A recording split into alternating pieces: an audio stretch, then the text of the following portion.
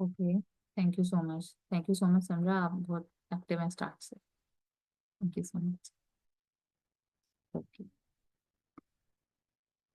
Actually sometimes it's very difficult to like उसको admit करना कि हम जो सारी लाइफ मैथ्स पढ़ते रहे हैं, असल में मैथ्स उससे कोई बहुत ज्यादा की चीज थी। और समटाइम्स हम अपने आप को इतना जज करते रहे, और हमें जज होने की जरूरत ही नहीं। ठीक है। अच्छा, उसके बाद आप बच्चों को कैसे स्टार्ट से, बिल्कुल जिस वक्त वो 2 या 2.5 साल के होते हैं ना, उनके ब्रेन को ट्रेन कर सकते हैं कि वो मैथमेटिकली चीज़ों को सॉल्व कर सकें, मैथमेटिकली चीज़ों को देख सकें। सबसे मज़ेदार एक्सपीरियंस जो उनके लिए है ना, वो है solving a puzzle. If they can fix a puzzle, चाहे वो डिजिटली कर रहे हैं जो एप्स पे होता है, या फिर वो फिजिकली कर रहे हैं, इट मीन्स कि उनको कहीं ना कहीं रीजनिंग का, डॉट्स कनेक्ट करने का, इन सब चीज़ों का आइडिया है। उनके ब्रेन के वो पार्ट्स जो लॉजिकल डेवलपमेंट को बढ़ाते हैं, वो सही काम कर रहे हैं। अच्छा, एक मजे की बात यहाँ पे ये भी है कि जब आप छोटे होते हो ना और आप इंटेलिजेंसेस पे काम कर रहे होते हो, लाइक एक अर्ली ईयर्स का बच्चा, उसकी ना 3 एरियाज होते हैं, लॉजिक, लैंग्वेज और आई थिंक फिजिकल। तो लॉजिक में साइंस और मैथ्स दोनों आते हैं। ठीक है, अगर आपका बच्चा साइंस में अच्छा है, वो नेचर की चीजों को समझ रहा है, वो लाजमी मैथमेटिक्स की चीजों को भी अच्छी समझेगा। नॉर्मल कोई भी बच्चा ऐसा ही करता है, हर बच्चा जो है वो समझ सकता है, मुझे लगता है नॉर्मली। जब आप बड़े होने लगते हो ना, तब बहुत सारे एक्सटर्नल फैक्टर्स मिलके नेचुरल इंटेलिजेंस को अलग कर देते हैं और न्यूमरल इंटेलिजेंस को डिफरेंस कर देते हैं। ठीक है, इसीलिए बहुत सारे बच्चे जो है वो बायोलॉजी सिलेक्ट करते हैं और बाकी सारे इंजीनियरिंग की तरफ चले जाते हैं। ये डिफरेंस है। तो अगर वो बच्चा पजल सॉल्व कर रहा है, तो इट मीन्स कि वो बहुत यंग एज से अपनी लॉजिकल डेवलपमेंट को ग्रोथ पे लगा रहा है। और ये भी बात जो है ना, वो याद रखिएगा, टॉपिक से हट करे, लेकिन वही बात है कि इस डॉट को यहाँ कनेक्ट करना जरूरी है कि that your brain is a muscle. ठीक है, आप जितना ज्यादा उसको एक्सरसाइज पर लगाएंगे, उससे काम लेंगे, उसको गौर व फिक्र पे लगाएंगे, उसको आदत डालेंगे चैलेंजेस लेने की, वो उतना ही ज्यादा ग्रो होता है। जैसे आप जिम जाते हैं ना और आप वेट लिफ्टिंग करें तो आपका इतना सा हाथ इतना बड़ा हो जाता है, वैसे ही आपका ब्रेन भी, जब आप कोई मेंटल एक्सरसाइज करते हैं, किसी चैलेंज को अकम्प्लिश करते हैं, उसको सीख जाते हैं, तो वो भी अपने न्यूरॉन्स की जो वो होती है ना, उसको बढ़ा लेते हैं। और दो न्यूरॉन्स के बीच में जितना गैप होता है, वो बेसिकली आपकी रिटेन करने की एबिलिटी होती है, नॉलेज को, किसी भी चीज को लर्न करने की एबिलिटी होती है। ठीक है, this is something about science. उसके अलावा किसी भी मैथमेटिकल सिचुएशन को इन्वेस्टिगेट करना, यहाँ पे मैंने मैथमेटिकल प्रॉब्लम नहीं लिखा। मैंने ये नहीं लिखा कि वो एक वर्ड प्रॉब्लम पढ़कर ये समझ सकता है कि इसमें क्या करना है। मैथमेटिकल सिचुएशन वही बात है कि ये भी हो सकता है कि आपकी केक के इंग्रेडिएंट्स अगर हैं, उसमें अगर लिखा हुआ है कि 1 कप मैदे में एक ही अंडा डालना है, तो उसको ये समझ में आए कि 2 अंडे डालने से क्या होगा। उसको पता होना चाहिए कि 1 चम्मच चीनी के बजाय अगर 2 चम्मच चीनी डाल दी, तो उसका क्या जो है ना, वो ड्रॉबैक हो सकता है मैथमेटिकली। ये जस्ट एक एग्जाम्पल थी, बहुत सारी चीजें हो सकती हैं। बिल्कुल, क्यों नहीं। अब बच्चे बड़ी जबरदस्त चीज हैं, वो आपको हैरान कर देंगे। हम ना सिर्फ अपने ऊपर डाउट करके ये समझते हैं कि अब कैसे होगा। बच्चे इन चीजों से आजाद हैं। 7 साल तो कोई उम्र ही नहीं है। मैं अगर 27, 28, 29 साल की होकर ये सीख सकती हूँ एज अ टीचर कि वो आसान था, और मुझे जाहिर है एज अ बच्चा तो ये चीज नहीं पता थी, अब बड़े हो गए, हर तरह से सोचते हैं। ठीक है, तो आपका बच्चा भी कर सकता है। अगर ग्रुप की कोई पॉलिसी इससे रिलेटेड नहीं है या कोई और प्रॉब्लम नहीं है, तो you can contact to Sobia first, और फिर आप मुझसे बात कर सकती हैं इस हवाले से, इसमें कोई प्रॉब्लम नहीं। ठीक है, इवन उस बच्चे से ये सारी बातें हम कर सकते हैं जो मैंने आज आपसे कही हैं। तो बच्चे ऑब्वियसली सब कुछ कर सकते हैं, अनटिल एंड अनलेस अल्लाह ना करे उन्हें कोई और प्रॉब्लम है जो मैंने अभी इसमें ऐड की है। कुछ बच्चों को जो इंक्लूसिव पर्सपेक्टिव में होते हैं, उनके बारे में भी हम बात करें। ठीक है, thank you so much Sobia for such a prompt and positive reply, thank you so much.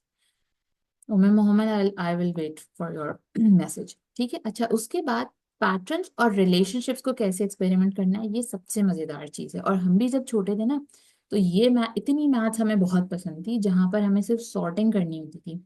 और ये एक्टिविटी मैंने आगे उसमें शेयर भी की है कि बच्चों को शुरू ही आपने सॉर्टिंग से करवाना है चीजों को। उससे उनका जो लॉजिकल वाला साइड है ना, वो ग्रो होता है। ठीक है, अच्छा, एक छोटी सी बात, अगर ये मीटिंग एंड हो जाती है, जो कि मुझे लगता है कि हो जाएगी, तो मैं नया लिंक भेज दूंगी। ठीक है, क्योंकि ये 40 मिनट्स का जूम का होता है, तो आई होप कि आप सब लोग मुझे वापस ज्वाइन कर लेंगे। ओके। अच्छा, जब भी आप कोई मैथमेटिकल स्किल या कोई मैथमेटिकल कंटेंट बच्चे को आप डिलीवर करना चाहते हैं, तो सबसे पहले याद रखें आपने इस तरह से चलना है, ये सर्कल ऐसे है। सबसे पहले डेमोन्स्ट्रेशन, आपने उसको ये कॉन्सेप्ट देना है। कॉन्सेप्ट देने के लिए ये जरूरी नहीं है कि आप उसको पेपर और पेंसिल लेके बिठाएं और उसको चीख चीख के बताएं एडिशन ऐसे होती है, सब्ट्रैक्शन ऐसे होती है। नो, मैंने रिसेंटली एक टॉपिक करवाया है रोम और रैम का, डिजिटल लिटरेसी की क्लास में। 4 क्लास के स्टूडेंट्स थे और मुझे पता था कि उनको नहीं समझ में आने वाला जिस तरह से बुक में लिखा हुआ है। रैम और रोम 4 क्लास के बच्चों को कुछ भी नहीं पता, जिन्हें कंप्यूटर की हार्डवेयर की चीज़ों का नहीं पता। 3 क्लास तक आप उन्हें बिल्कुल छोटी छोटी डिटेल्स पे रखते हो, कि 4 क्लास में आके आप उन पे सारा बम गिरा देते हो नॉलेज का। 2 बच्चे जो शरारत कर रहे थे क्लास में, मैंने उन दोनों को बुला लिया बोर्ड के पास। तो खामोशी हो गई क्लास में, क्योंकि वही दोनों तंग कर रहे थे। और मैंने उन दोनों से स्टोरी स्टार्ट की कि मैं ये रिकॉर्ड कर रही हूँ, लेकिन आई एम नॉट श्योर कि इसका क्या होगा, बट अगर हो जाता है अच्छे से रिकॉर्ड तो होपफुली आई सेंड इट। अच्छा, मैंने कहा ये 2 भाई हैं। एक की जो है ना वो याददाश्त अच्छी नहीं है, he has a short term memory problem. एक की याददाश्त बहुत अच्छी है। और मैंने पूरी क्लास में से स्किट किया है कि कैसे एक बच्चे को अम्मा कहती हैं कि दुकान पे जाके कुछ ले आओ, तो वो भूल जाता है। जब वो वापस आता है अम्मा उसे डांटती हैं, तो वो ये भी भूल जाता है कि मैं किस काम से बाहर गया था या मेरी अम्मा से ऐसी कोई बात होती है। जबकि दूसरे भाई को सब कुछ याद है। रैम और रोम के पूरे कॉन्सेप्ट को मैंने सिर्फ 2 भाइयों के ऊपर डालकर उनको पूरी स्टोरी सुना दी। ठीक है, उसके बाद मैंने उनसे बुक के जितने भी क्वेश्चंस रैम और रोम से रिलेटेड थे वो उनसे पूछे, and they can answer very easily कि कौन सी चीज रैम से रिलेटेड है और कौन सा फैक्ट रोम से रिलेटेड है। ठीक है। अच्छा, ये करने के बाद आपने गाइडेड एक्टिविटी लाजमी करनी होती है। जैसे मैं आपको बता रही हूँ ना कि मैंने उनसे बुक में जो भी सवाल थे ना कॉम्प्रिहेंशन के हवाले से, कि उन्हें क्या समझ में आया, वो मैंने पूछे and they answered it all. ठीक है। उसके बाद कुछ चीजें, उनकी एक्टिविटीज आपको प्लान करनी होती हैं, और फिर आपको चॉइस हमने आगे लिखा है, लेकिन एक्चुअली वो आपको खुद बच्चों को जो है ना वो क्लासिफाई करना होता है कि कौन सा बच्चा इसके बारे में लिखेगा, कौन सा बच्चा सिर्फ इसके बारे में बोलेगा, कौन सा बच्चा मेरी कहानी पे ही आगे ओपिनियन देगा और वो उस चीज को रिपीट करके बेहतर समझ पाएगा। ये सारी चीजें हम घर में अपने बच्चे के साथ भी कर रहे होते हैं। उसको मूवी दिखाते हैं, उससे रिलेटेड उससे बातचीत करते हैं। कभी कभी हम आर्ट वर्क बनाते हैं, उसके जो कैरेक्टर्स होते हैं उनको ड्रॉ करते हैं, या अगर उस मूवी में कोई स्पेशल चीज थी तो उसके बारे में बात कर ली, उसको ड्रॉ कर लिया। सही है। और नेक्स्ट टाइम जब भी हमें वो चीज कहीं और नजर आती है ना उससे रिलेटेड, तो हम बच्चे को मेंशन करते हैं, देखो ये उस मूवी में देखा था, या ये उस स्टोरी में उस किताब में पढ़ा था, तो ये वो है। ठीक है। मेरे पास नोटिफिकेशन आ गया है कि 10 मिनट में मीटिंग एंड हो जाएगी, तो हम किसी भी एक पॉइंट पर खुद स्टॉप करके दोबारा से स्टार्ट कर लेते हैं। आई होप कि किसी को भी कोई इशू नहीं होगा। ठीक है। अच्छा, एक स्लाइड हम और कर लेते हैं। जब आप, सॉरी सॉरी, वो स्लाइड पूरी नहीं थी। एक्टिविटीज और चॉइसेस इस तरह से होती हैं। ठीक है। उसके बाद हर सब्जेक्ट की ना, जैसे मैंने पहले कहा, एक प्रॉपर लैंग्वेज होती है। जब आप अपने लिए खाना बनाते हैं वो कुकिंग होती है। जब प्लांट्स अपने लिए खाना बनाते हैं वो फोटोसिंथेसिस होता है। आप कभी भी बच्चे को फोटोसिंथेसिस का टॉपिक कुकिंग कह के नहीं पढ़ाएंगे कि how plants cook their food. ठीक है। उसके बहुत सारे लिटरल मसाइल भी हैं कि वो उसको वैसे कॉन्टेक्चुअली पका तो नहीं रहे होते, बट फिर भी इसको ना एचआर में जार्गन कहते हैं, कि हर चीज का अपना एक जार्गन होता है। ठीक है। हमारे लिए अभी इतना काफी है कि ये लैंग्वेज के तौर पे हम समझ लें। तो जब आप बच्चे को प्रॉपर कहानियां सुना के एक्टिविटीज करवा के डेमोन्स्ट्रेट कर दें, जब वो 2 तरह की एक्टिविटीज उसके बारे में कर ले, एक वो जो आपकी गाइडेड है और दूसरी वो जो आपने उसको उसकी स्पेशलिटी के हिसाब से दी है, ताकि अच्छी तरह उसके सबकॉन्शियस अनकॉन्शियस कॉन्शियस सब में वो टॉपिक जो है ना वो चला जाए। उसके बाद आप बच्चे से जो भी बात करें वो उसकी लैंग्वेज में ही करें, जो उस टॉपिक की एक्चुअल लैंग्वेज है। ठीक है।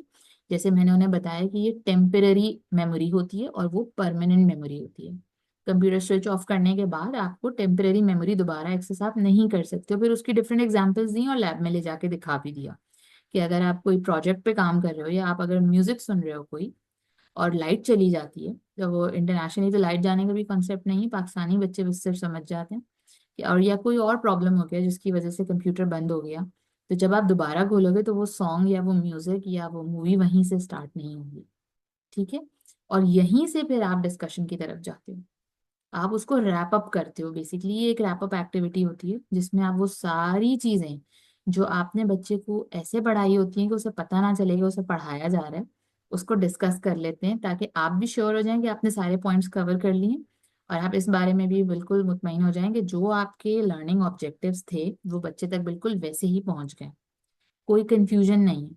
ऐसा नहीं है कि कहानी की वजह से वो यही समझ रहा है कि रैम और रोम दो लड़के हैं। उसे क्लियर होना चाहिए कि बात रैम रोम की हुई थी, लेकिन वो दो लड़के नहीं हैं, वो एक्चुअली कंप्यूटर का एक पार्ट है। ठीक है, ये जस्ट एक एग्जांपल थी। इसको मैथ्स में हम इंटीग्रेट कर सकते हैं किसी भी एग्जांपल में अगर जरूरत पड़े। उसके बाद मैथमेटिकल प्रॉब्लम्स होते क्या हैं जो आपने अपने बच्चों को देने हैं। वो वर्ड प्रॉब्लम्स भी हो सकते हैं, और मैं हाईली रिकमेंड करूंगी कि आप वर्ड प्रॉब्लम्स दें, क्योंकि जब लैंग्वेज इंटीग्रेट हो जाती है ना, तो आप समझ लें दो सब्जेक्ट्स एक साथ मिल जाते हैं आपको। अच्छा, मुझे अपने बेटे के साथ कभी कभी बहुत हैरत होती है, शायद वो लिटरेरी इंटेलिजेंस में ज्यादा बेहतर है। तो जब भी मैं उसको कोई क्वेश्चन देती हूँ ना, 13 में से 2 माइनस करो, वो कभी कभी गलत ही कर देते हैं। लेकिन अगर मैं उसे फौरन कहूँ ना कि अगर तुम्हारे पास 13 टॉफीज हैं और मैं 2 खा लूँ तो क्या होगा, तब उसे पता होता है हाँ मेरी टॉफीज का कितना नुकसान हो गया अगर अम्मा ने 2 खा ली तो ये हर बच्चे की इंटेलिजेंस पे भी डिपेंड करता है। लेकिन ये लैंग्वेज प्रोफिशिएंसी के लिए भी अच्छा है कि बच्चा लैंग्वेज में वर्ड प्रॉब्लम कर सके। और मैं जब से स्टूडेंट थी मैं तब से देख रही हूँ कि बहुत सारे बच्चे से वर्ड प्रॉब्लम्स की वजह से रोते थे। रीजन ये था कि उन्हें सवाल को समझना नहीं आता। ठीक है, तो ये लाजमी अपनी प्रैक्टिस में रखें कि जो भी चीज़ें आपने वर्ड प्रॉब्लम लाजमी करवाना है। इस तरह आप एक ही वक्त में दो सब्जेक्ट्स को कैटर कर सकते हो इन अ वेरी वेरी बेटर और इन इफेक्टिव वे। ठीक है, उसके बाद आप उन्हें प्रैक्टिकल टास्क जरूर करवाएं, चाहे कोई भी चीज़ है। वो डिपेंड करता है आपके रिसोर्सेज पर। अगर क्वांटिटीज या मेजरमेंट पर है, टाइम पर है, बहुत सारी चीजें हो सकती हैं, नंबर ऑफ वेज। ठीक है, उसके बाद है गेम्स। गेम्स की आगे मैंने एग्जांपल्स भी दी हैं। गेम्स बहुत इंपॉर्टेंट है।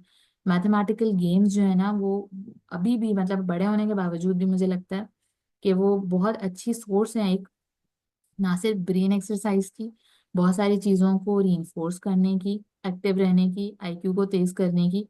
बहुत इंपॉर्टेंट चीज़ है।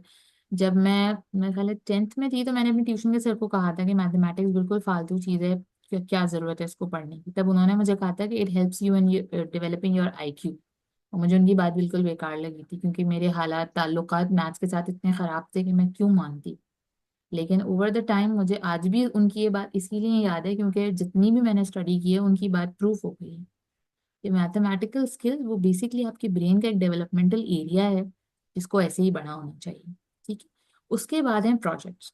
आप बच्चे को कोई चीज इंडिपेंडेंटली करने के लिए दे दें, चाहे वो शेप्स की कटिंग ही क्यों ना हो। जब वो छोटे होते हैं शेप्स भी मैथ्स में आते हैं ना, तो आपने ये चीज उन्हें जरूर करवानी है। और ट्रेल्स लिखा हुआ है यहाँ पर, कोई भी ऐसी चीज जो जैसे आप स्टेप्स काउंट करवाने हैं, जब आप उन्हें काउंटिंग सिखा रहे हैं बैकवर्ड और फॉरवर्ड।